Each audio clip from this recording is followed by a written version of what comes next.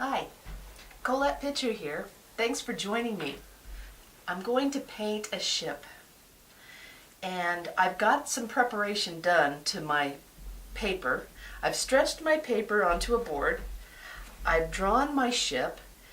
I have painted the sails of the ship with titanium white, and it is dry. That's going to allow a whole different thing to happen with the watercolor. I've got a trigger sprayer, and I'm going to spray some of the board and leave some of the paper dry. By painting the acrylic on, it's going to dry at different rates and the paper will absorb at different rates. I've also got 5 different kinds of blue mixed up already, diluted, ready to go. And I'm going to just put some color down and let it run across the board. We're going to have this painting paint itself.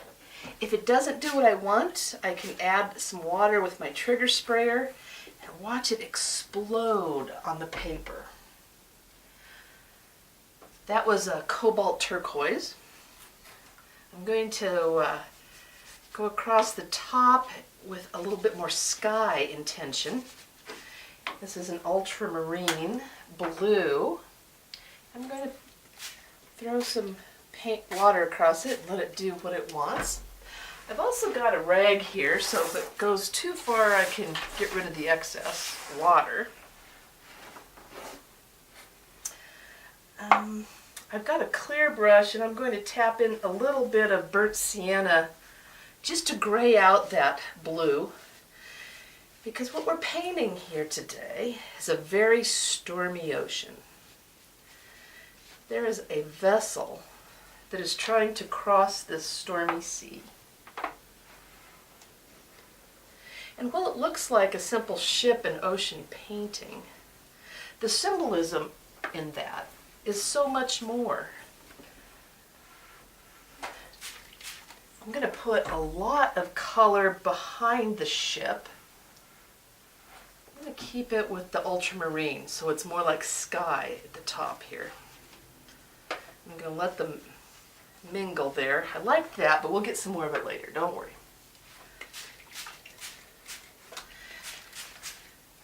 Now let's build the stormy sea.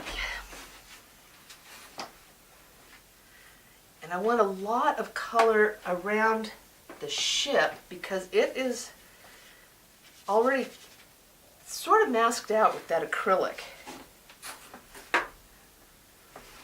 We're doing this in dry Colorado, where we don't have too many boats modeling for us. But the reward I'm getting is my paper is drying out very quickly because it is so dry here where I'm painting. If I were painting near the sea, it would be a whole different rate of drying experience. So I'm using cobalt teal, cobalt turquoise, ultramarine blue, phthalo blue, and these are all colors made by Golden. They are the new core colors, QOR. They're very intense and bright. They have a great pigment load, and we are using that to our advantage as we spray across, letting those colors explode together.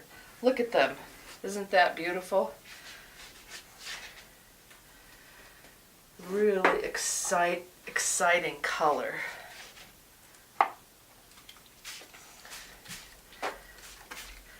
The core colors have a binder called Aquasol, which is clear. It was something that conservationists were using, so the colors are not as yellowed as paints that are made with gum arabic, which have a slightly yellow cast. So, Got to get this all to where we want. I like to splash paint a little bit. Ocean splash. Let's put some dots around. That's fun.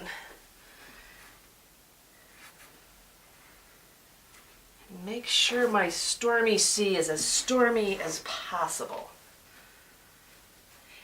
And when you get the ship in the ocean, well, the ship's kind of static. We've determined what it's going to be. It's all about making the sky and the ocean as wild as you want. And when it is where you want it to be, then you're going to lay it flat to dry. And then we're going to do some more after it dries.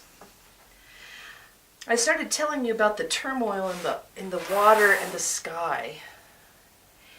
And it can be a symbol for the turmoil in our world today. And the ship is a sturdy ship who is tossed about in this roiling water. I think having some symbols to your painting give them more meaning. Great ships sailing across an ocean is a wonderful symbol.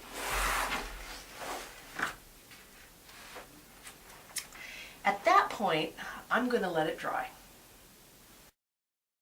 At this point, the painting is fairly dry. I've removed just a little bit of mask I put on here. I've got some round brushes now. And I'm going to show you why I took the time to put the acrylic on the paper first. We have different absorption rates. The acrylic has made an area where the paint lifts really easy. So all I'm doing is putting a little fresh clear water on. I can even blot that off very, very easily. So I'm lifting out some white on the sails, some highlight. I can also put color back over the acrylic, and I'm using the watercolor at this point to paint. There's another triangular sail here. You can kind of sweep the color down into the shadow areas. Maybe I'll take the light off there and keep the underneath sail darker.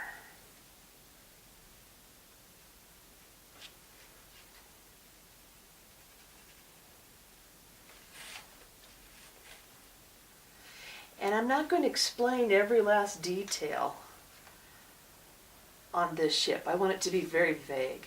I want it to be very loose.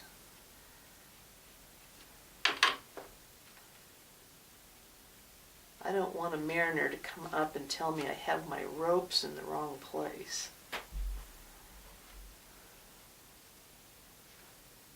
I just want to create the illusion of ship. Okay, there we go. That's probably enough. You could spend a lot of time if you like doing shadows. That's up to you. I just want to create the illusion of ship and turmoil sea. I'm going to use a rigger brush.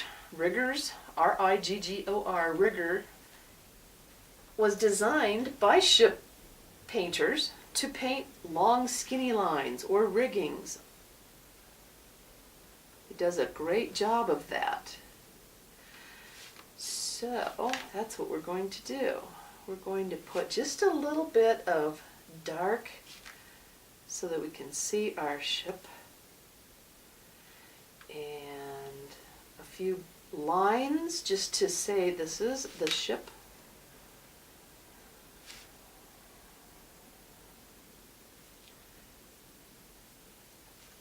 And we're going to call it done at that point. Maybe we'll make it just a little darker here.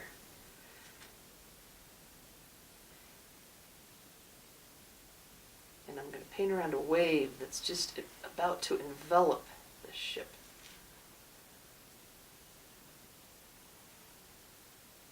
Once again, the ship is representing you, my friend. You are the stalwart, strong ship upon turmoil, tumultuous sea. And indeed, you would be safe if you would leave the ship moored at the harbor. It would be safe indeed. But after all, it's up to you to be the light in the world. So while you would be safe moored at sea, that is not what great ships were built for. Now, a little piece of icing on the cake. Let's make a flag. You pick your favorite color, and we'll make sure that bright red signals that the ship is the center of interest in the painting. Here, I'll make a little yellow one. Something very foreign.